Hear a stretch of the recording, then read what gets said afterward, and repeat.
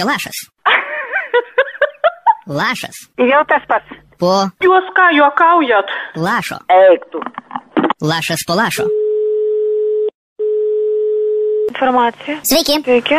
Čia aerouostas? Taip. Aš pas jūs ką tik į lėktuvą įlipau, į Edinburgą skrendu. Taip. Norėjau paklausti. Prašau. Gal žinot, kurioje vietoje mes dabar tiksliai randamės? Palaukit, tai jūs turėjot skristi į Edinburgą? Tai aš skrendu dabar, kaip jūs nesuprantat? Tai jūs dabar kur randatės? Nu kur aš galiu rastis dangui juk? Tai ko jūs būtent norit iš manęs? Noriu sužinot, kurioje vietoje dabar yra lėktuvas. Jūs skrendat dabar lėktuvu ir jūs man iš lėktuvo skambinat? Tai ne, blin, faksą siunčiu. Aišku, kad skambinu. To negali būti. Taip, negali būti, negali. Stovi šalia manęs dabar jūsų stiuardesė ir liepia išjungti telefoną. Bet kol negausiu informacijos, aš to nedarysiu. Jūs neturite teisės dabar skambinti iš mobilaus. Mes tik tai turime informaciją, kad lėktuvas išskrido.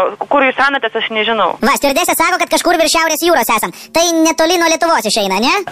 Jūs atleiskit, bet mes į tokius klausimus tikrai neatsakom. Ir naudotis mobilių telefonų lėktuvė yra uždrausta. Klausykit, gal galite man kažkur čia netoliese taksi užsakyti ir iškviesti? Kada jūs nusileisit, jūs galėsit užsakyti taksi Edinburge. Man dabar skubiai į Lietuvą grįžti reikia, dėl to jums ir skambinu. Jūs prašau paaiškinkit man, jūs dabar skrendat lėktuve Vilnius Edinburgas ir jums leidžia naudotis mobilių telefonų. Pasakykit, kur esu ir padėsiu tą ragelį. Į tą klausimą jums gali tik tai pilotas atsakyti, kadangi jisai valdo lėktuvą. Tai paklauskit. Neturim tiesioginių ryšių su... Nu dar gražiau.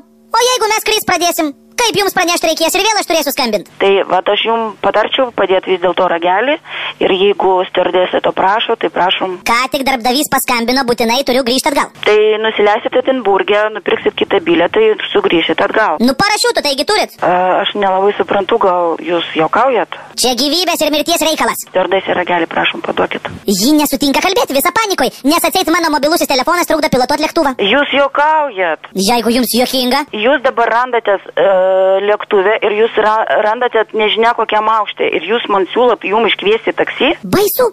Jūs net ryšio su pilotu neturit. Tikrai neturim. Gerai, stiuardesė, duokit man parašiutą. Pagalvokit, jūs dabar saugumo atžvilgių tų keleivių, kurie skrenda dar kartu su jumis, iš tikrųjų tikrai negalima naudotis mobilių telefonų. Negalima, tai trūkdžiai ir šiaip man keista, kad tiesiog jūs prisiskambinat. Tai o kas ten tokio pas jūs atsitiko, kad jum taip... Aš aktorius, man gerą vaidmenį pasiūlė, turiu grįžti į castingą. O ten stiuardesė yra viena ar dvi? Nu, gražiausiai. Jūs net nežinot, kiek įgulos narių skrenda. Bet žinokit, dėja, aš tikrai negaliu jums iškviesti taksi, kadangi jūs randatės nežinia kokiam aukštį ir tai yra draudžia saugumo taisyklės ir dėja, kaip nebūtų...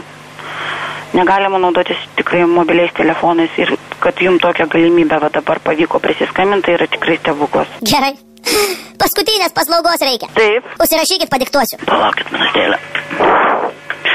Taip. Paskambinkit ir pasakykit, kad ponas Laševičius vėlos į castingą. Ten su kuo galima bendrauti? Režisieriaus padėjėja atsilieps. Telefonas 321 321 44 44 23. Čia mobilus? Ne, paprastas. Gerai, tą dalyką aš perduosiu. Ačiū jums nors už tai. Prašau, jūs sudėkit tikrai ragelį įsijunkit. Ačiū.